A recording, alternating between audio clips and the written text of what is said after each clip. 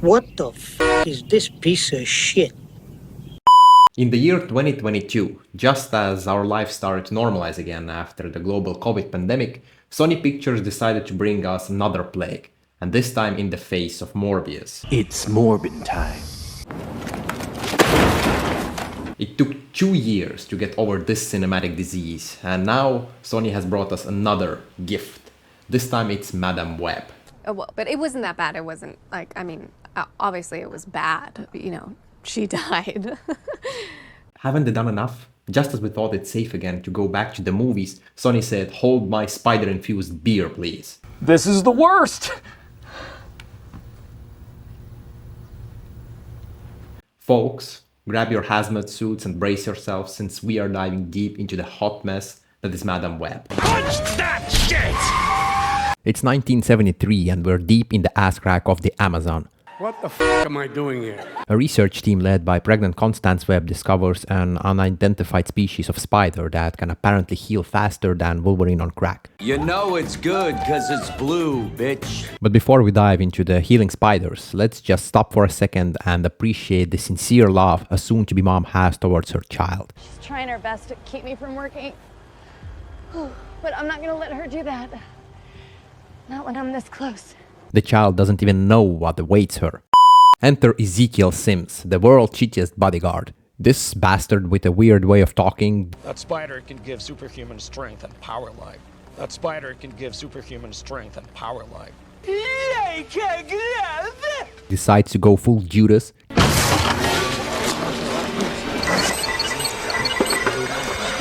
Eat this!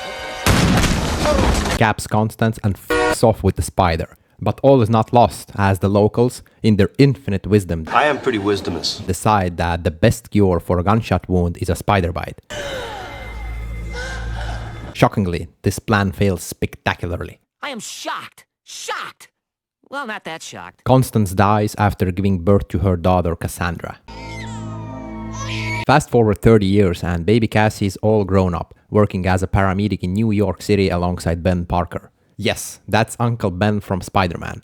What the f is this? Let's just stop for a second and appreciate the hard work that Uncle Ben is doing with that patient. You can see that he really cares for the well-being of the patient. That's why he's doing the CPR with one hand. Ben, what are you even doing back there? I have no fucking idea. If I had to choose, I would prefer Dwight from The Office to do CPR on me. We search for the organs! Where's the heart? The precious heart. Oh my god. Next, we jump to the hospital where we find out that even though Cassandra looks like a human being, she's actually something else. You are something else. You know that? You are something else. She's 30 years old and yet she still doesn't know what to do with soda cans.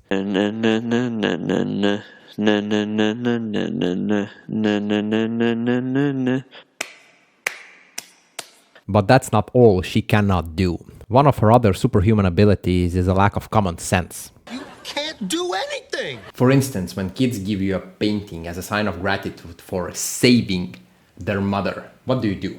Of course, you make it uncomfortable for everybody around you. Her little boy wanted to say thank you. You know what? Mr. Ben Parker here did all the work, so... Just take it. Take it. Just take it.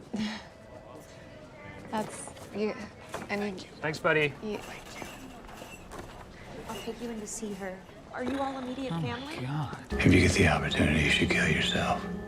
Then the director gives us some reminiscent scenes to show the depth of the character and the movie itself.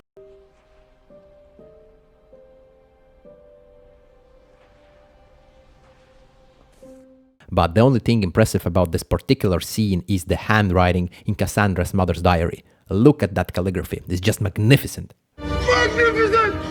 Magnificent! Magnificent! And now the action begins. During a dangerous call, Cassie falls into the water and has a near-death experience. After Ben saves her, she is hit with visions faster than you can say. With great power comes great irresponsibility. Listen, with great power comes... Great responsibility? I was going to stick with bitches, but if you want to be a virgin for the rest of your life... But instead of seeing anything useful, like next week's lottery numbers or whether the milk in the fridge has gone bad, she's stuck babysitting a trio of teenage spider wannabes. Now, every hero needs a villain, and boy oh boy did they scrape the bottom of the barrel for this one. Some dude named Ezekiel is apparently pissed off about something. All of you! Daddy, chill. And obviously, to add some depth to the character, they had to show his level of sophistication as he enjoys some opera. Okay, fine. I will try to make peace with the fact that the writers couldn't think of anything better and added opera to the main villain. But what the fuck is with this scene? First of all, he's late to the opera. Then he sits next to a woman. They don't say a word to each other. Then he picks up some garbage and gives it to this woman, and after some awkward smiles, the next scene brings us to his place. Seriously, that's the whole fucking scene. If you don't believe me, have a look yourself.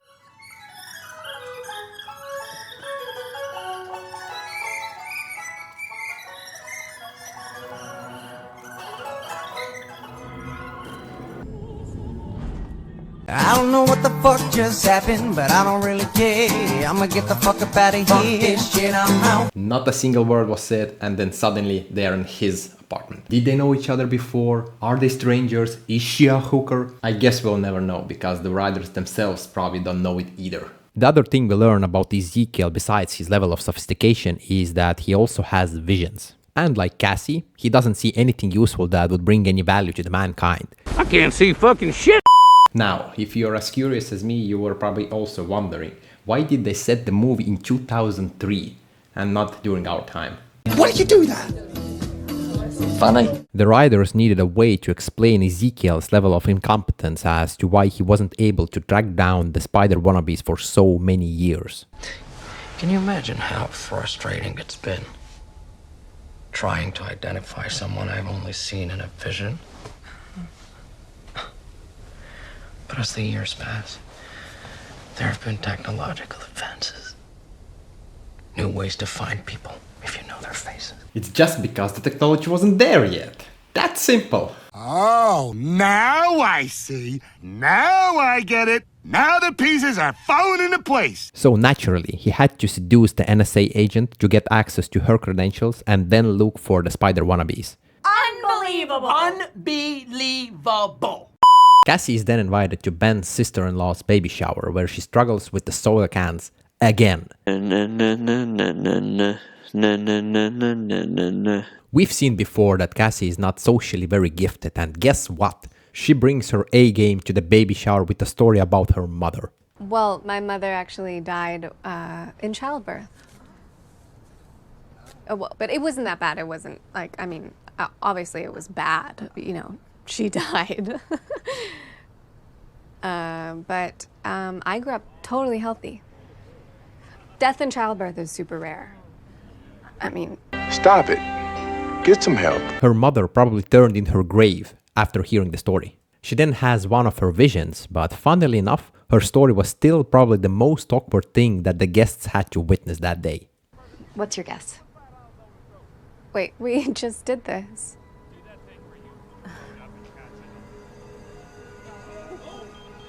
What, seriously? Is this part of the game? I'm a weirdo, yeah, I'm a weirdo. People looking at me crazy, I don't care though. I'm a weirdo, weirdo. Ask me if I give a fuck, I say fuck no. The whole crew is then suddenly called to a fire at the docks, where the writers either wanted to show the exceptional skill of Cassie, or just how useless and dumb Ben was. Wait, check his abdomen. Hey, and internal injuries, good catch. Because obviously, while doing a CPR, you can sense it with your asshole. Something's in my ass. That the other patient has internal injuries, and those three professionals didn't check that because they're imbeciles. Cassie then gets a vision of Neil's death and realizes that she can see into the future. I can see the future! Ezekiel, meanwhile, has made some progress, and he got a hacker, if we can call her that, considering she wasn't able to hack the NSA and had to use real credentials to get into their system to find the spider wannabes. Oh my god. He's balls deep in my digital butt. Daddy's doing it. Bernie, it's not good. Stay the fuck out. Let's get But that's not important. The hacker uses her so-called skills to understand how the girls will look in 10-year range. I'm giving us a 10-year range just to be safe. Here's what they should look like now. Even though all she does is remove their masks without adding any aging at all. I'm probably repeating myself, but What the f is this? let's talk about the real star of the show, the dialogue. Holy mother of word salad, Batman. Every other line is a mystical verbal diarrhea that's supposed to be deep, but ends up as profound as a cum stain on a motel mattress. What are all those stains? Blood, urine, or semen? Oh, God, I hope it's urine. They also tried to add depth to Ezekiel with a lower voice, but it just turned out wrong. But in the future, they have powers, and they will try to destroy me. And what the fuck is happening with his voiceover? Why is the mouth movement not aligned with what he says? Less than nothing. I will not give up. Apparently, $80 million is not enough nowadays to have a decent voiceover in a movie. Unbelievable! Unbelievable! Cassie then has some emo period and she's refusing to go to O'Neill's funeral. O'Neill's funeral starts at 2 in Poughkeepsie. Everyone's gone. I know it's the last place you want to be, but it would help Susan if you came. It might help you too. To add some depth to the scene, the writers added a deep one-liner so that the viewers would know that not everything is lost. I hate to break it to you, Scrooge, but you can't change anything.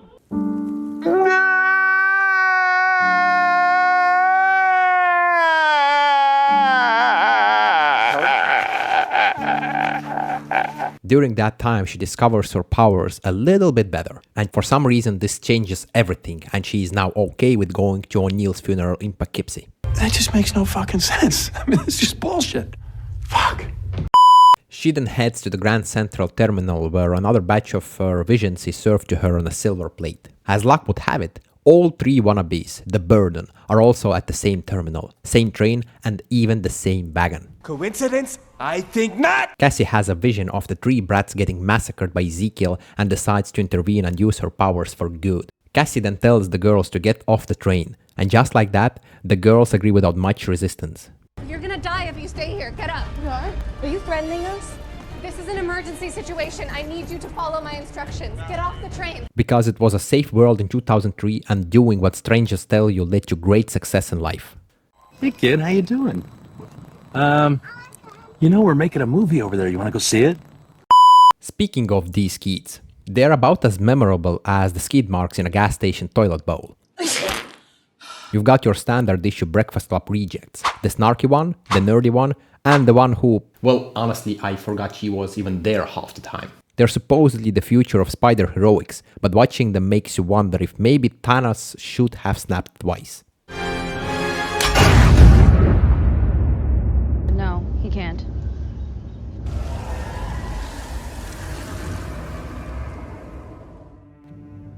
I finally rest and watch the sunrise on a grateful universe.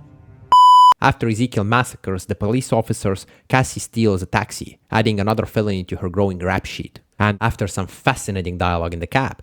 Yeah, well, science didn't seem to stop him, so what good is it? What good is science? Okay, enough. Please, don't fight. Enough. No, I was just telling Enough! Your voices are like drilling in the center of my skull, and I need to think. What a story, Mark. Yeah, you can say that again. What a story, Mark. Cassie learns from the radio that the incompetent police officers put a bolo out for her as the kidnapper. In the attack on multiple NYPD officers at Grand Central Terminal this afternoon. That's great. Good. I hope they find his crazy ass. That was insane. They better lock him up. Right? I mean, She is also the same person police are seeking to question in the possible abduction of the 3 teenage girls.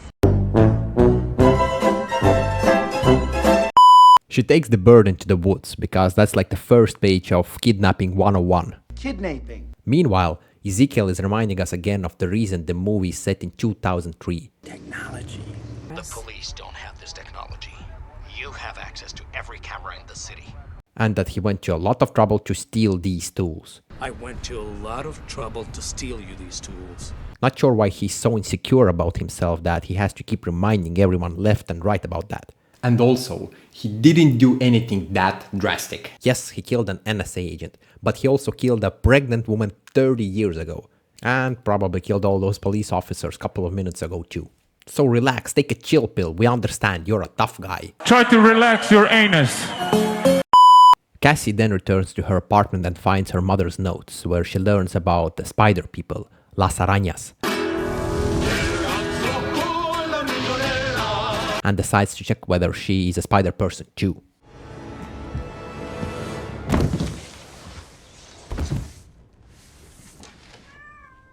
She also learns that Las Arañas have a sixth sense to see into the future, just like she does. Las Arañas are said to possess a sixth sense, as if they had the ability to glimpse the future. That's really convenient. Real Spider-Man had just spidey sense, but this madame is given future-seeing powers. What else do you see? I see you kneeling in dog shit. Even though Cassie specifically told the brats twice not to do anything stupid. Just stay here and don't do anything dumb.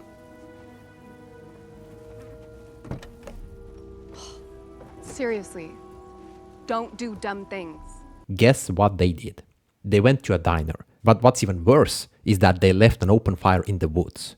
Stupid sons of bitches! Don't they know and care about the wildfires that ruin millions of lives every year? What the hell are you doing, kids? Matches are dangerous as fuck. Where was I? Ah yes, the diner. The dialogue is magnificent as always. Let's just eat quickly and then get out of here. Absolutely great idea. Right after cherry pie. No cherry pie. Julia, tell me you agree that we should get dessert. Yeah, whatever you guys are arguing about, I'm sure you're both making really good points. Holy Jesus. What is that? What the fuck is that? And since they're not being chased by anyone, they have time to score some D's along the way.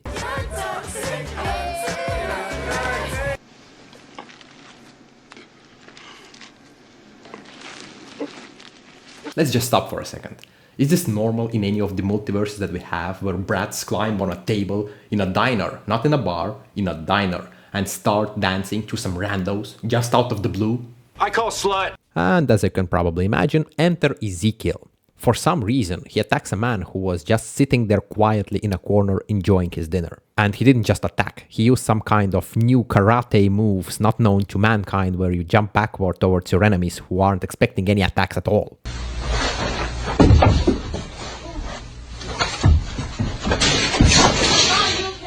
Then, without much hesitation, he kills the brats, to which Thanos applauds while watching at the Grateful Universe. Cassie also gets shivved in the joint! And when you think that all is lost, surprise, motherfucker! It's just one of Cassie's visions, and in reality she drives her stolen taxi into the diner. But before they leave, Ezekiel touches passionately Cassie's arm.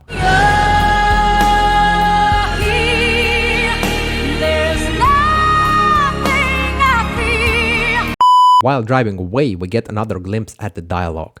You're so impulsive and entitled, and you don't listen. We didn't mean to. Whatever, don't even say anything. Yeah, you can say that again. Whatever, don't even say anything. After Cassie gets tired of taking care of the brats, she decides to take the burden back to their families.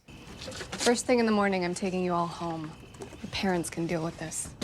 Because that's what heroes do. But the wannabes drop some emotional bombs on Cassie. My mom's in a psych ward. My parents aren't around either. I think they resent how having a kid messed up their lives. My dad got deported 6 months ago. I am, in fact, a sexual addict. And since we all remember how Cassie recalls her childhood, Well, my mother actually died in childbirth. it melts whatever is flowing in her ice-cold veins, and she changes her mind. You know, I changed my mind. Cassie then sneaks out at night and goes to the crime scene, where she has another vision and learns that Ezekiel had poisoned her after their sensual touch. No one survives once enough poison enters their system. Ezekiel also gladly explains to her why he wants to kill the wannabes, and doesn't forget to remind us about his insecurities by telling us about the stuff he built and is going to lose if he doesn't kill the burden. In the future, I've become much more. In the future, they will destroy me and everything I've built. But then, Cassie actually wakes up, meaning she had a vision within a vision.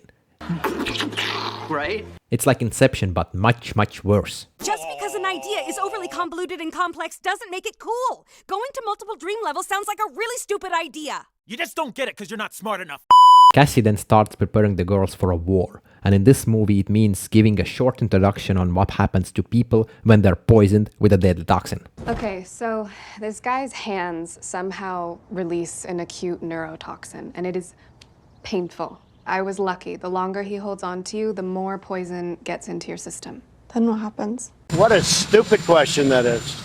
What a stupid question. But I watch you a lot. You ask a lot of stupid questions. They quickly go over the cure for poison, which in this movie apparently is CPR. And then you pump. And you want to go like 2 inches down. This is quite possibly the dumbest fucking thing I've ever seen in my life. At what point does this make any sense? And you want to keep a rhythm like a heartbeat. How many is that per hour? How's that gonna help you? I will divide and then count to it. Right. Then something bipolar happens to one of the wannabes. She's being an ass in one scene and a nice in the next. You're a good teacher. All within a span of 20 seconds. But let's ask the real question. If Cassie's such a great teacher, what the hell is this?